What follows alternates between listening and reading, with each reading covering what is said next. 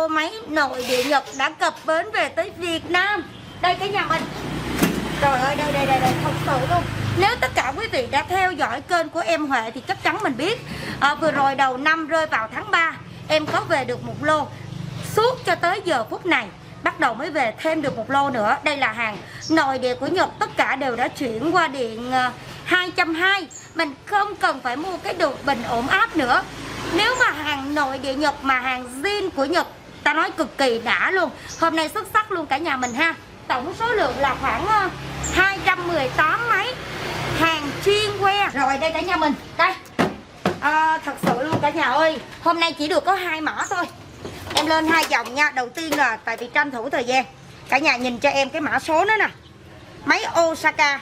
Trên máy là phải có mã vạch QR quốc tế. Mình có thể kiểm tra được xuất xứ là sản xuất ở nhà máy nào, công suất như thế nào, làm việc ra sao. Hàng của Nhật rất là chuẩn luôn. Con này em gọi là cái mã này thì số lượng nó sẽ rất là ít. Có khoảng là 75 con. Còn lại là cái mã sắt lớn, Osaka sắt nhỏ. Nói chung là trần trụi như thế này, không có thùng bọng gì hết. Nhưng về tới Việt Nam em sẽ hỗ trợ em cho cái bộ dây kèm theo. Rồi máy đặc biệt là mọi người coi là cái tay cầm này ha, có chức năng chống giật rất là an toàn. Giá hôm nay em giảm là 1.250.000. Con sắt nhỏ ok cả nhà mình ha. Rồi con này thì đi công trình mà hàng đũa 2,5 ly 3,2 ly kéo suốt cho em luôn. Rồi thêm một dòng. Đây cả nhà. Để em bước qua. Đây. Trời ơi. Trời ơi cả nhà mình ơi. Lâu hên nha. Cái này phải nói là lâu nó có vài ba thùng là còn mới nguyên trong thùng.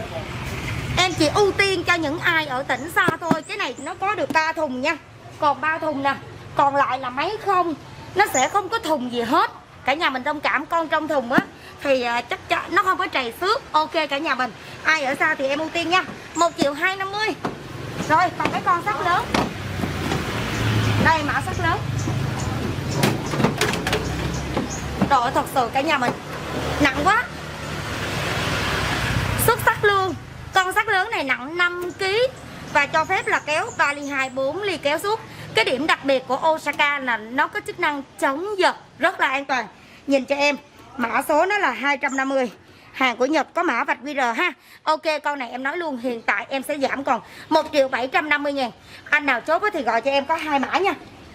Cái con sắt lớn này chỉ còn 2 con là trong thùng thôi cả nhà ơi. 2 con là trong thùng nguyên nha. Đây. Quá trời hàng. Đây. Rồi cả nhà mình, trong thùng hay là ở ngoài cũng vậy, em chỉ ưu tiên cho ai ở tỉnh xa thôi cả nhà mình ha.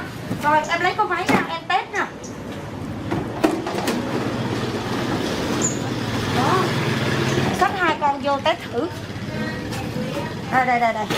Thật sự luôn, có tặng kèm cái bộ dây kìm hàng nè. Về đây là em sẽ cho kèm ha. Sắt nhỏ là nặng 2,5 kg 1.250.000. Sắt lớn 5 kg 1.750.000. Rồi để em test con này trước đi. Em từng con trước ha. Để gắn vô cả nhà mình. Nếu ai mà đam mê nội địa Nhật thì thật sự luôn cả nhà mình, ai mà phát hiện ra ruột đó mà không phải ruột đồng thì em 1 đền 10 cho cả nhà mình luôn. Đây, nó xài cái chân nhỏ cả nhà mình ha. 1.250.000. Con này em có ít cho nên là để em test sơ qua. Trời ơi cái tấm sắt này nó dày nè cả nhà mình. Sắt dày lên tới 10 ly. Rồi để em test sắt dày lên tới 10 ly đây. Cái đũa này là đũa 3,2 ly nè. Đũa này đũa 4 ly. Giờ em lấy đũa 3,2 ly ra em kéo nha.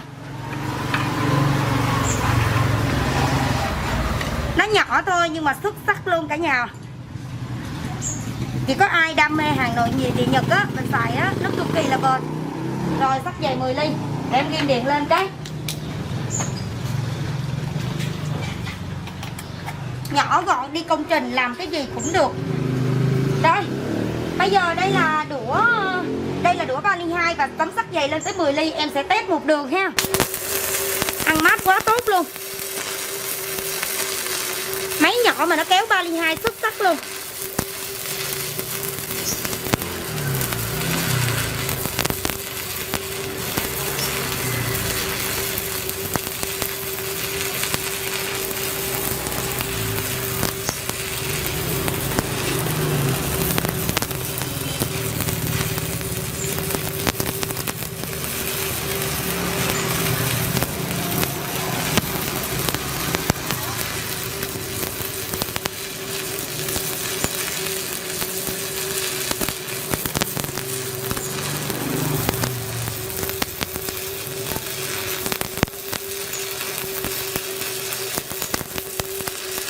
sự cả nhà mình không ngắt que ha, kéo quá là ngọt.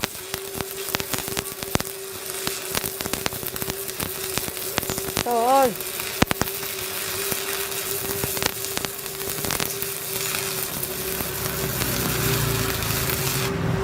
rồi cả nhà mình ơi, zoom lại đây, nó ngóc cái mối hàng đó lên luôn.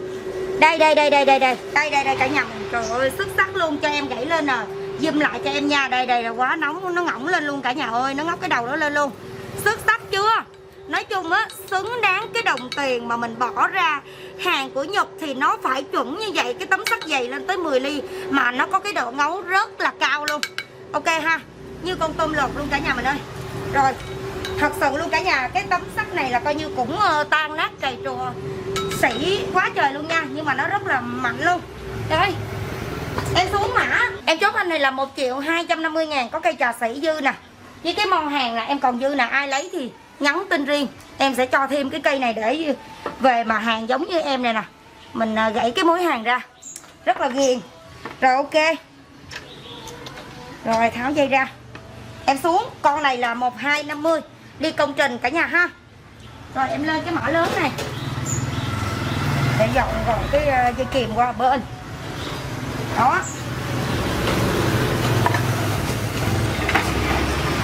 Chùm cuối đây cả nhà mình, nặng 5 kg, 1.750.000 nha mọi người. Bây giờ ai mà làm nhiều, làm xưởng, đóng tàu qua con này xuất sắc luôn. Rồi, có điểm đặc biệt là cả nhà mình ơi, nó xài cái chân là chân lớn nha, em có cho bộ chân luôn, bộ dắt luôn.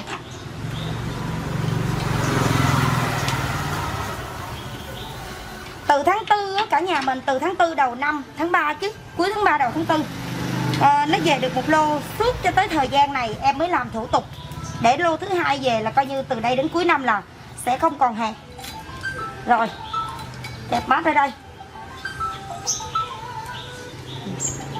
em tranh thủ mọi người thấy không, khách điện quá trời luôn. Rồi, đây, nhìn vô giùm cho em đi. Giờ cố tình là lấy cái đũa 4 ly ra để mình test nè, phải test trên đũa 4 ly á, nó xuất sắc như vậy đó. Anh nào làm nhiều thì qua đây ha. Rồi để em, trời ơi em bỏ cái vỏ này qua bên, đắp lại ha, bỏ cái nó như con tôm của cả nhà ơi, nó lột ra. Rồi bây giờ thử tách trên đũa 4 ly, chấm cái ăn luôn, bắt mát quá tốt luôn. Trời ơi, đũa 4 ly mà nó kéo nè.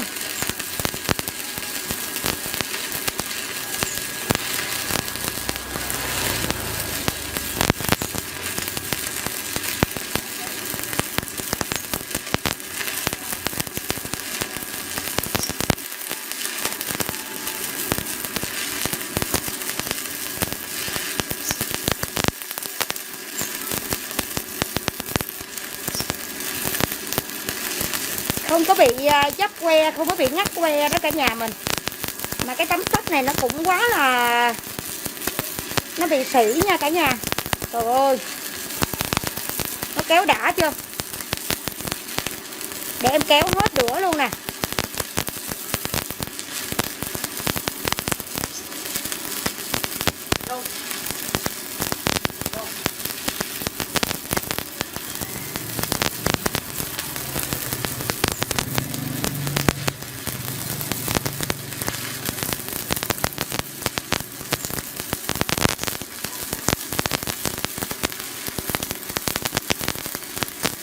Xuất sắc luôn.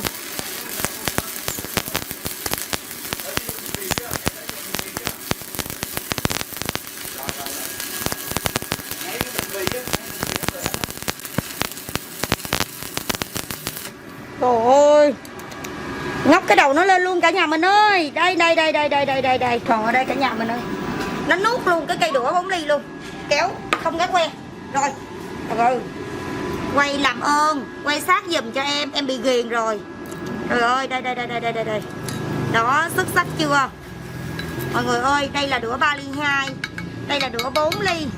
Coi nè, nó tự nó ngậm cái đầu nó lên luôn, coi như là cả nhà thấy không, nó có cái độ chín á, quá ok. Rồi, thật sự luôn, đã xài cái hàng một của Nhật zin rồi á, kể cả những anh thợ khó tính nhất cũng không có thể nào chê được. Nó rất là ngon và đặc biệt là nó bền. Riêng anh này là chống giật cực kỳ an toàn luôn, 1.750.000 cả nhà mình ha. Rồi bây giờ xin cả nhà mình, nếu mà ai cần hỗ trợ tư vấn cứ alo trực tiếp cho em. Bây giờ em tiếp tục em đi đóng hàng nha.